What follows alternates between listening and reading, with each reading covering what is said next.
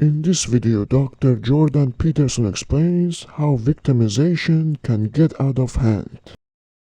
The enhancement of a sense of victimization on the part of one of the groups, usually the group that's going to commit the genocide. First of all, their sense of being victims is much heightened by the demagogues who are trying to stir up this sort of hatred. So they basically say, look, you've been oppressed in a variety of ways, and these are the people who did it, and they're not going to stop doing it, and this time we're going to get them before they get us.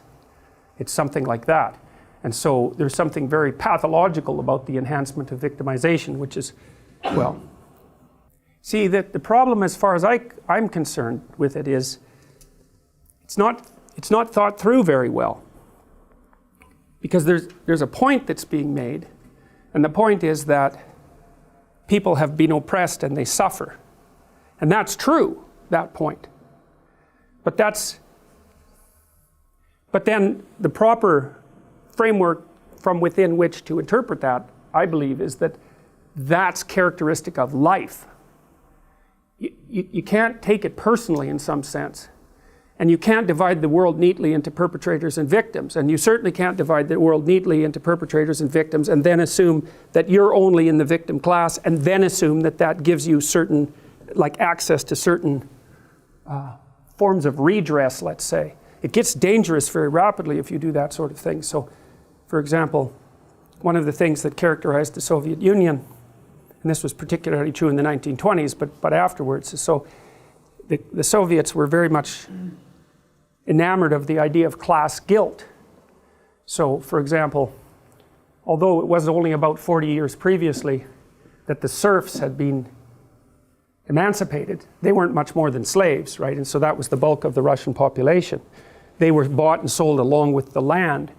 So they had been emancipated, and some of them, many of them had turned into independent farmers, and some of them had become reasonably prosperous because, at least in principle, I presume a certain proportion of them from being crooked, but I presume a larger proportion from actually being able to raise food. And of course, at that time, the bulk of the Russian food population was produced by these relatively successful peasant farmers. And relatively successful would mean maybe they had a brick house or something, and maybe they had a couple of cows, and maybe they were able to hire a few people. And so, you know, it wasn't like they were massive landowners or anything.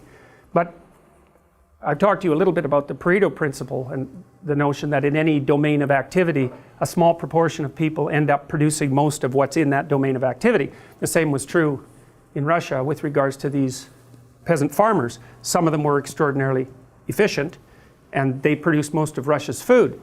When the communists came in, they described those landholders as parasites, essentially, predicated on the Marxist idea that if someone had extracted profit from an enterprise, that they had basically stolen that profit from the people, say, that they had employed or otherwise oppressed. And so you could be a member of the kulak, K-U-L-A-K, K-U-L-A-K. You could be a member of the kulak class.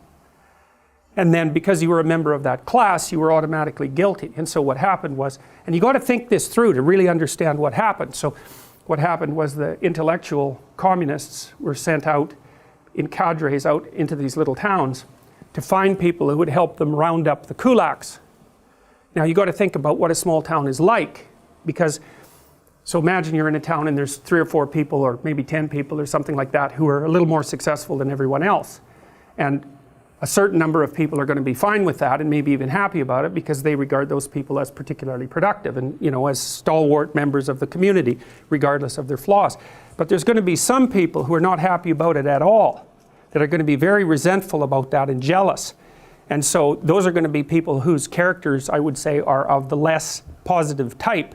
And so when the intellectuals came in and described the reason that these people should be treated as parasites and profiteers, then it was the resentful minority in those towns, and that would be the kind of guy that hangs around in the bar all the time and is completely unconscientious and fails at everything and then blames everyone else for it.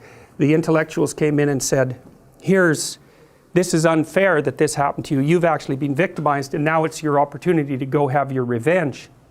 And so that's exactly what happened. Now, in some of the villages, sometimes the peasants would actually surround the farmsteads of these more successful people and try to defend them, but that never worked out for very long. And so then these mobs, these angry mobs, would go into the farmhouses and strip the place right down to nothing.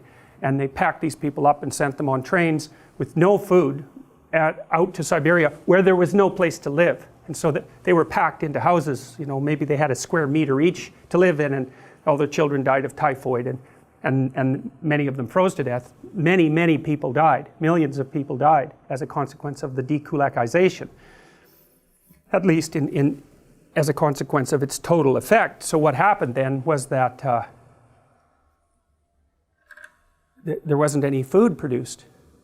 And so then 6 million Ukrainians starved to death in the 1920s, which is something you never hear about, right?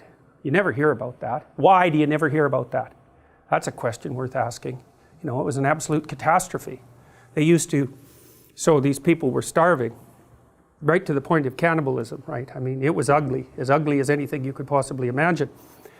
If you were a mother, and so you're supposed to hand all your grain into the Central Committee, mostly for distribution into the cities. You didn't get to keep any for yourself. And so maybe then afterwards, if you were a mother, you'd go out in the fields that had already been harvested, and you'd pick up individual grains of wheat. And if you didn't turn those in, that was death for you. So that's how far it was pushed.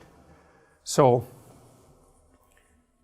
well, so that's a little story about how victimization, how the idea of victimization and perpetration can get out of hand extraordinarily rapidly.